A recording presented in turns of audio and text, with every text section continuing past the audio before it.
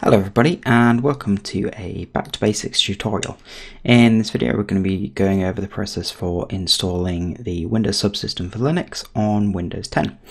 This will be going over the Ubuntu 20.04 LTS installation, but should be the same for pretty much all of the other distributions you might want to include. So, before we get started, if you want to get a bit of help with this, make sure to head over to the website. It'll have all of the commands that you'll need to copy and paste. If not, feel free to just type along. So this is the guide we will be following, and let's get started. So, the first thing I'm going to need to do is open up the PowerShell, and make sure to open that up with administrative rights. Just go ahead and click yes. So the first command we need is the command to enable the feature, which is the subsystem for Linux. So we can go in and we can paste that in, and that is done. It's a pretty quick process. The next thing is to do a quick reboot. Just make sure everything is installed correctly and ready to go. So click restart, and this should only take a couple of minutes hopefully. So I will pause this and I will see you once we're back up and running.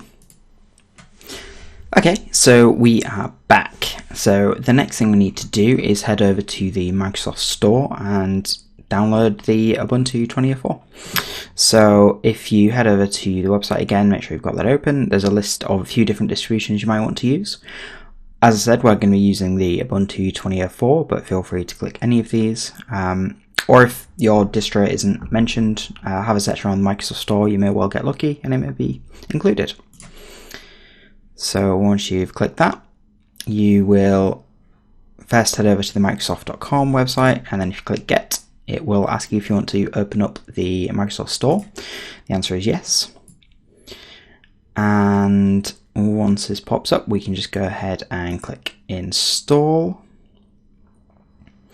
It will ask you to sign in. You do not have to. If you want to stay away from all of the Microsoft Store stuff, feel free to. I definitely am. So just close that down and then click Install again. They eventually get the hint and stop asking. They are very picky. Here we go. And it now begins the download process. This may take a little while depending on your internet speeds. But once this has finished, I will be back with you again. So see you in a few more minutes.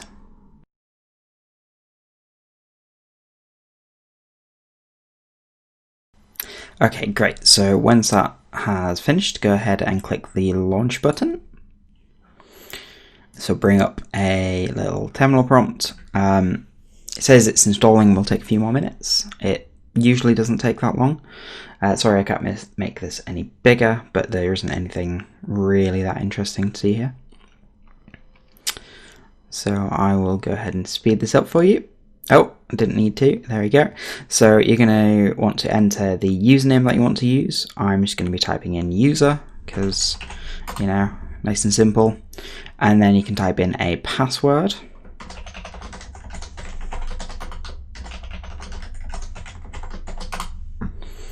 Apparently they didn't match, so let's try it again.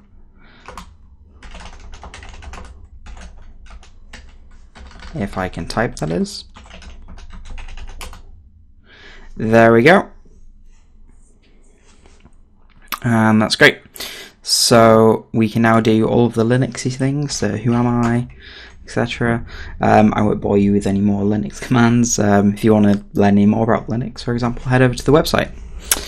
But that is everything. So before I head off, I will say if you're new to the subsystem for Linux, there is a link at the bottom of the guide to some tips and tricks which you may find useful, like how to run graphical user applications and actually have the pop up in Windows, and also where you can find your files and stuff like that.